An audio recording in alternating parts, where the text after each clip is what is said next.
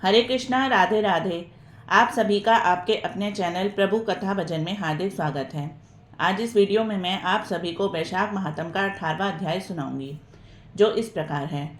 श्रुतिदेव कहने लगे कि वैशाख मास की संक्रांति में जो प्राणी प्रातः स्नान कर भगवान की पूजा करके भगवान की कथा सुनते हैं, वह मनुष्य बैकुंठ को जाते हैं।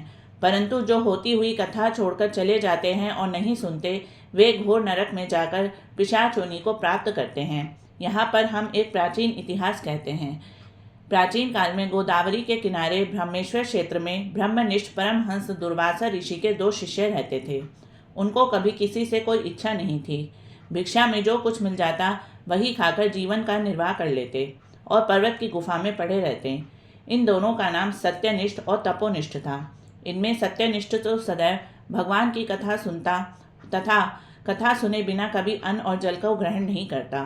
जो वक्ता रोग से पीड़ित होकर अपने घर पे कथा कहता, तो यह कुएं आदि पर स्नान करके उनके घर जाकर ही कथा सुनता तथा कथा के समाप्त हो जाने पर अपने नित्य नियम करता।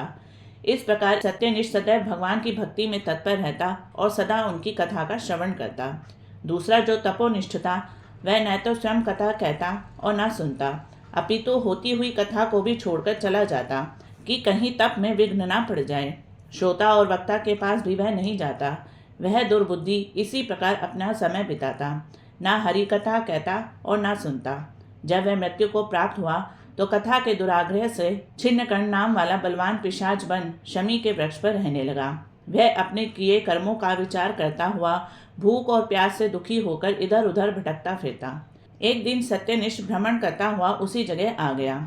मार्ग में दुख से पीड़ित छिन्नकर्ण नामक पिशाच को देखा तो वह भूख से आतुर बुरी तरह रो रहा था।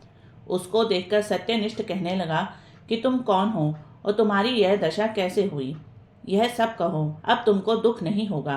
सत्यनिष्ठ के ऐसे वचन सुनकर अत्यंत व्याकुलता से वह कहने लगा कि हे प्रभु, मैं दुर्वासा ऋषि का शिष्य तपोनिष्ठ हूँ।